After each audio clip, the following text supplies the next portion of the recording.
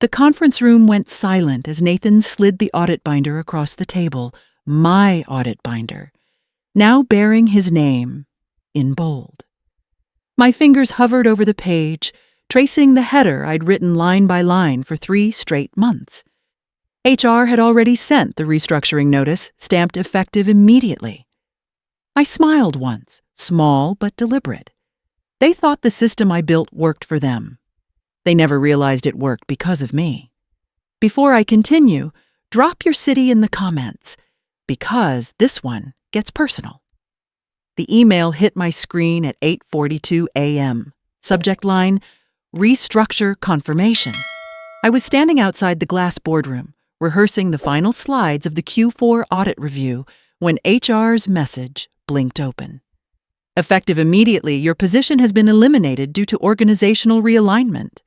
No greeting, no explanation, just that sterile digital guillotine. My hand went cold around the clicker. Through the glass, Nathan Clark, Director of Financial Governance, was already setting up my presentation, my slides, my report, smiling like a man about to claim his victory. He caught my reflection in the glass and waved me in, as if nothing had happened. I stepped inside. The air smelled like burnt coffee and arrogance. Olivia, we'll start with the fraud mitigation summary, Nathan said smoothly, not even looking up. The board members nodded, waiting for numbers that I had built from scratch. Every ratio, every control test, every compliance safeguard. My voice wouldn't rise. My chest was a drum of disbelief and fury. He was using my work, erasing my name, and pretending I still worked there. I stood silently behind him, eyes on the spreadsheet projected across the wall, my formulas, his smile. When the CFO congratulated Nathan's precision, I almost laughed. It wasn't precision, it was theft. I should have felt powerless, but I didn't, because what Nathan didn't know, what none of them knew, was that the system he was parading as his masterpiece was built on something only I could unlock. For 7 years, I lived inside the numbers no one wanted to understand. While others polished presentations, I cleaned the mess beneath them, buried transactions, unfiled disclosures, and quiet fraud no one dared to trace. I was the one who wrote the protocols that kept this company out of headlines, the one who spotted red flags before they became subpoenas. But every time promotion season came, I was told the same thing. Olivia, you're too valuable where you are. It sounded flattering until I realized it meant invisible. Nathan Clark wasn't even here when I wrote the first compliance blueprint. He joined 2 years later, walked in with expensive suits and a smile like an empty promise. I taught him how to read the risk system, how to reconcile audit flags, how to decode the red-yellow indicators. He called it mentorship. I called it patience. By year 3, his name started, appearing on documents I drafted. Joint contribution, he'd say when I asked, like my labor was a group hobby. When I caught small manipulations, misdated receipts, internal expense smoothing, I reported them quietly, through proper channels. Nathan praised my vigilance, then used my findings to paint himself as the department's reformer.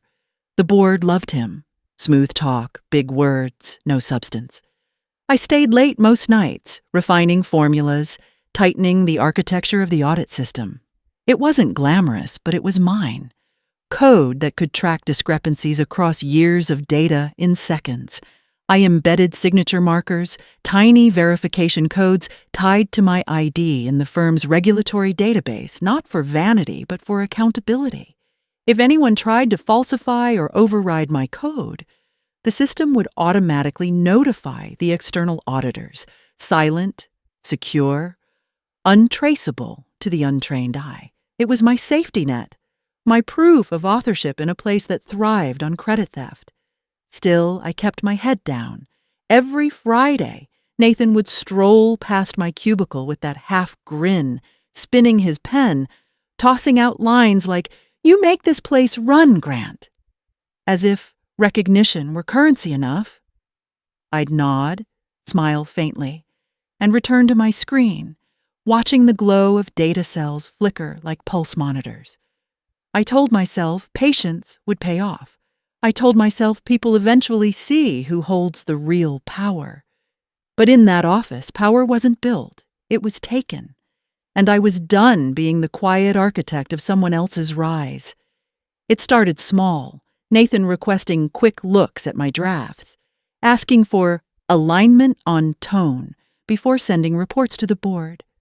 I didn't think much of it at first, but soon, my clean audit language appeared in company memos under his name, complete with my phrasing, my punctuation, my structure. When I raised an eyebrow, he'd grin and say, "Relax, Olivia. You're the backbone. I'm just the voice."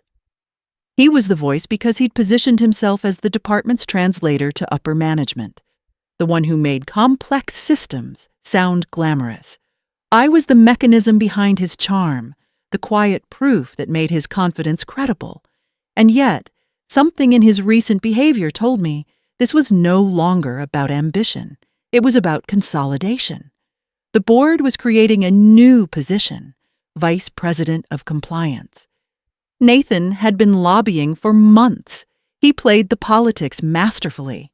Charm lunches with the CFO, coffee chats with HR, whispered jokes with the CEO during quarterly reviews. I wasn't blind. Every document he praised me for was another he repackaged as his deliverable. When he stopped copying me on correspondence entirely, I knew the tide had shifted. The moment that confirmed it came on a Wednesday morning. He called a pre-board strategy sync. I walked in with my notes and found my own audit binder already open on the conference table. My writing, my diagrams, and my data. Only the title page had changed. Prepared by Nathan Clark, Director of Financial Governance. I froze for a second, then laughed, quietly, to myself. He noticed. "Something funny?" he asked, still pretending to review the slides. "Just déjà vu," I said. His smile flickered. "You'll still be part of the process, Olivia. Don't overthink it." His tone carried that practiced managerial sympathy, the kind that masks a blade. I watched as he rehearsed lines for the upcoming board meeting, timing his pauses, anticipating questions I'd already written answers to. He had memorized my cadence like a script. "The audit highlights show a 14% risk reduction due to proactive controls," he said, testing the rhythm. My rhythm. I sat across from him, quietly, while the rest of the team nodded. In that moment, it wasn't anger that hit me, it was clarity. He didn't just want the credit, he wanted to remove the source entirely. Later that afternoon, HR sent out calendar invites for organizational restructuring discussions. My name was on the list. His wasn't. The email's subject line, Compliance Division Realignment. I stared at it for a full minute. Around me, the office hummed with the steady click of keyboards and the whir of printers. Ordinary sounds, masking quiet betrayal. Nathan walked by my cubicle on his way out, jacket over his shoulder, tie loosened. "Big day tomorrow," he said. "Don't stay too late. You've done enough." It was almost poetic. The man who built nothing, telling the woman who built everything to stop. I didn't reply. I simply turned back to my monitor and opened the audit system dashboard. My fingers hovered over the encrypted field where my authorship signature lived. My invisible fingerprint. He was about to walk into a boardroom armed with a story he thought he controlled. But stories have authors, and this one had already written its ending. The night before the board meeting, the office was nearly empty.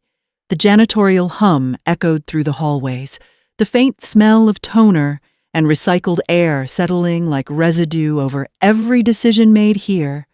My monitor glowed in the half-dark lines of audit code scrolling silently. Each one carried my digital signature, buried deep within the metadata, invisible to anyone who didn't know where to look.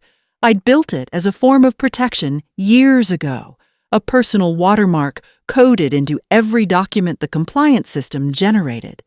It wasn't paranoia. It was survival. I'd learned long ago that in this building attribution was optional and credit was fluid. I minimized my open windows and pulled up a file I hadn't touched in months. Regauth Filing, internal IP. It was a dry, bureaucratic name for what it really was, a filing that registered my authorship of the audit algorithm with the Federal Compliance Authority. I had done it quietly, after realizing Nathan's obsession with streamlining authorship through shared drives and joint access. My registration wasn't public, but it was legally binding. If anyone presented falsified versions of my audits to external regulators, it would trigger a notification straight to the Oversight Bureau. A digital tripwire. I had never imagined using it. Until now. My cursor hovered over the compliance portal. I clicked through, verifying that my credentials were still active. They were. I exhaled, not relief, but readiness. This wasn't revenge. It was preservation. I transferred key documentation, the audit architecture, the metadata logs, the authorship verification receipts, to a secure drive. Just as I finished encrypting the files, I heard footsteps. Julia Price appeared at my doorway, clutching her notebook, her eyes darting toward the darkened corridor. "You're still here," she whispered. "So are you," I said, glancing at her. She hesitated before stepping in. "I overheard Nathan on the phone with HR," she said. "He's planning to announce your audit tomorrow as part of his VP promotion pitch." My pulse didn't quicken. It simply steadied. "Did he say how?" I asked. "He mentioned the fraud mitigation summary," she said. "He's calling it his design." That phrase, his design, hit harder than the email. "Julia," I said quietly, "open the internal repository. Download the version timestamped 3 days ago. Check the metadata." She did. When she looked back, her face was pale. "Your ID is on every entry." "Exactly," I said. "Now export it. Clean copy. No company headers, no references to the internal network." "Why?" she asked. "Because," I replied, sliding the encrypted drive toward her, "tomorrow morning that version gets uploaded to the regulatory archive." Her eyes widened. "That's outside the chain of command." "No," I corrected. "It's within compliance policy if it's a matter of authorship integrity." "Which it is." Julia hesitated, then nodded slowly. "You really thought this through?" "Years ago," I said. "I just never thought I'd have to use it." She glanced toward the hallway again. "Nathan's been telling people you're transitioning out." I gave a dry laugh. "He's not wrong, just not in the way he thinks." When she left, I sat back in my chair, letting the silence wrap around me. The clock on the wall ticked softly, counting down the hours to morning. I looked out at the city skyline through the glass, clean, ordered, symmetrical. The way systems should be, the way mine was. They could copy my language, my models, my formulas. But they couldn't copy authorship. Not the kind that lives in the legal code of a system, signed in quiet foresight. Nathan thought he was walking into a meeting with power. He was walking into one with proof. The boardroom smelled like coffee and nerves. 12 executives, one polished table, and Nathan Clark, sitting at the head as if he'd been born there. The screen behind him displayed my audit, rebranded under his name, sanitized of mine. His voice carried that same false calm I'd come to recognize from a dozen meetings before. "As you'll see," he said, clicking to the next slide, "these results reflect the strength of our internal controls and my department's enhanced oversight model." My department. The phrase sat in the air like smoke. I took my seat in the corner, invited as a compliance advisor, though everyone knew that meant sidelined. Nathan didn't look at me. He didn't need to. He thought the game was over. The CFO asked about the risk reduction metrics. Nathan smiled. A 14% improvement this quarter. Our proactive detection protocols are proving extremely effective. That was my line, word for word from my draft. The chairman nodded approvingly. Impressive, Nathan. If this holds through Q1, the VP role might as well be yours. The room hummed with congratulations. My stomach should have dropped, but instead, it steadied. Because as he spoke, an automated alert was already pinging inside the federal compliance system, sent by Julia an hour earlier, containing the verified audit I'd authored, time-stamped, authenticated, and signed under federal registration. It wasn't malicious. It was procedure. And once filed, regulators were legally required to cross-reference it with the company's submission. I didn't need to expose him. The system would. Nathan continued presenting, flicking through slides, reciting my findings like a sermon. The irony wasn't lost on me. He was preaching integrity while committing plagiarism. Midway through his speech, his assistant slipped him a note. He frowned briefly, eyes flicking toward me, then back to the board. We may need to pause for a moment, he said carefully. A small technical issue with the report upload. The CFO gestured impatiently. Handle it later. Keep going. Nathan nodded, though the corner of his jaw twitched.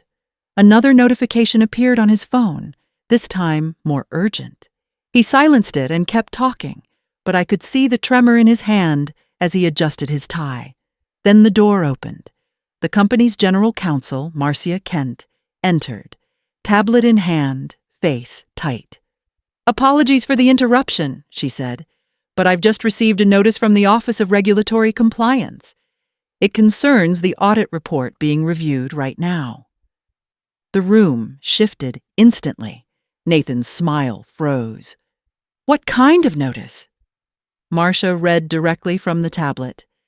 The submission you filed under your credentials has been flagged as a duplicate of an existing registered audit authored by Ms. Olivia Grant. The system has locked your version pending verification. They're requesting clarification within the hour. Silence. You could hear the HVAC hum. Nathan's hand dropped from the clicker. That must be a clerical mistake, he said too quickly. I coordinated the data with Olivia's draft. Marcia didn't blink. Except the metadata shows your version was created after hers with altered authorship fields. The CEO leaned forward. Are you telling me the regulators think this report was falsified? Nathan swallowed. No, sir, Then why is her name on the legal record? The words landed like a gavel.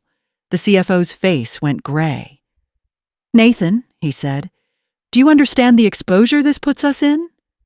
Nathan turned toward me for the first time. His face had lost all its polish. Olivia, he said, voice sharp around the edges, tell them. You worked on this with me. I met his gaze evenly. I did, and that's exactly why it's accurate, because I filed it correctly. A few heads turned toward me. The chairman cleared his throat. Filed it? I nodded calmly. Under regulation protocol, all proprietary audit models must be registered to their original author for compliance traceability. That's been in effect for 18 months. I submitted mine last night for verification. Nathan's breath hitched, realizing too late what had happened. You went to the regulators? No, I said quietly. I went through policy. For a moment, no one moved. Then the CEO stood, slow and deliberate. Meeting adjourned, he said flatly. Marcia, secure the files. HR, prepare a statement. Nathan started to speak, but the words collapsed in his throat. His power had been stripped by the very system he'd tried to manipulate. I didn't smile. I just gathered my notes and stood. As I passed him, he whispered, You planned this. I stopped at the doorway and met his eyes one last time. No, I said. You did. I just wrote it down. By the following morning, Regency Capital was in quiet chaos. The board's emergency meeting had run past midnight, and word spread faster than any memo could contain. Nathan's badge access was suspended by dawn, his office locked, his name scrubbed from the executive email signature block. HR called it an administrative leave, but everyone knew what it meant. The press hadn't caught on yet, but internal PR was already drafting leadership transition language to soften the blow. I sat in my cubicle for one last hour, watching inbox traffic shift from panic to damage control. Colleagues avoided eye contact, whispering as they passed, unsure whether to pity or applaud me. I didn't need either. I was finished, playing invisible. By noon, the CEO's assistant sent a calendar invite labeled Strategic Continuity Discussion. Translation: they needed me to fix what Nathan broke. When I entered the room, the air was heavy with apology. The CFO started first, all contrition and caution. "Olivia, it seems there's been a misunderstanding regarding authorship and registration." I didn't interrupt, didn't help him soften it. He cleared his throat. "The board recognizes your contributions and would like to discuss formalizing your role in compliance reform moving forward." I let the offer hang there. Once, that sentence would have felt like justice. Now it sounded like a cage. "I appreciate that," I said evenly, "but I've already submitted my resignation." Silence hit the room like static. The CEO frowned. "You're resigning?" "Yes," I said. "Effective immediately."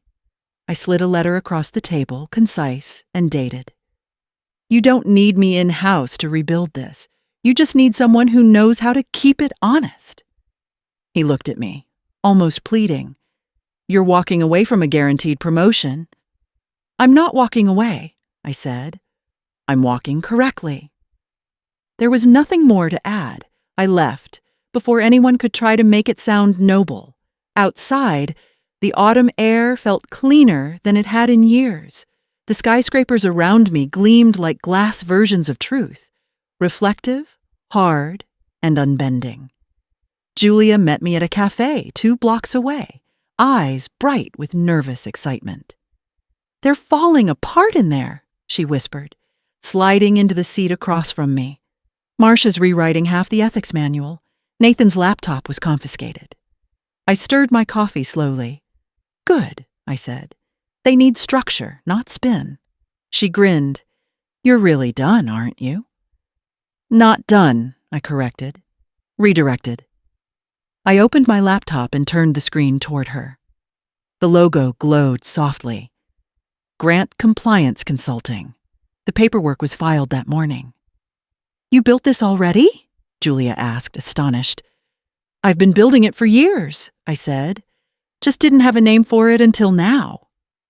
My first client email pinged seconds later, one of the department heads from Regency asking if I was available for an independent review of their audit controls. I smiled. "Looks like they found me." Julia leaned back, shaking her head. "You didn't just win, Olivia. You rewrote the rule book." I looked out the window where the city kept moving, indifferent and alive.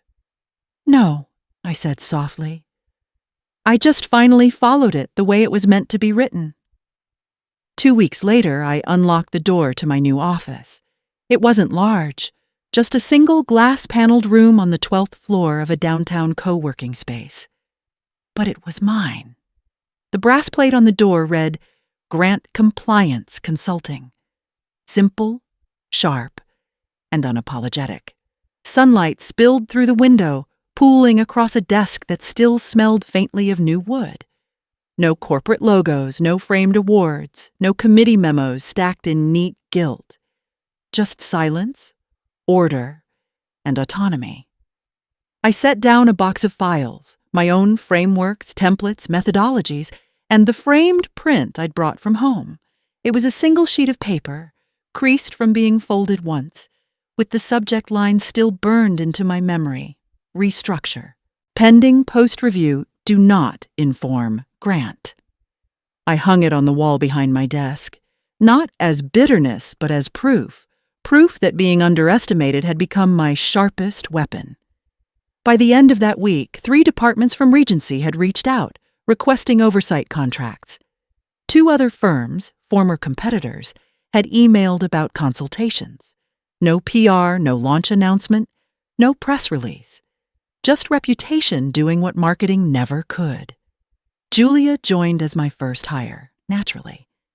She brought coffee, spreadsheets, and laughter, and I gave her something the company never gave me: authorship credit on everything she touched. One afternoon, while finalizing a new client proposal, she looked up and asked, "Do you ever think about what would have happened if you hadn't registered your work?" I smiled faintly. "Then someone else's name would be on the wall right now." She nodded, then added, "Nathan?" I shook my head. No, people like him collapse under their own shortcuts. Eventually, they always do. We worked in comfortable silence for a while, the kind that comes from shared scars and earned victories. When evening came, I shut down my laptop and stood at the window, watching the city lights blink awake.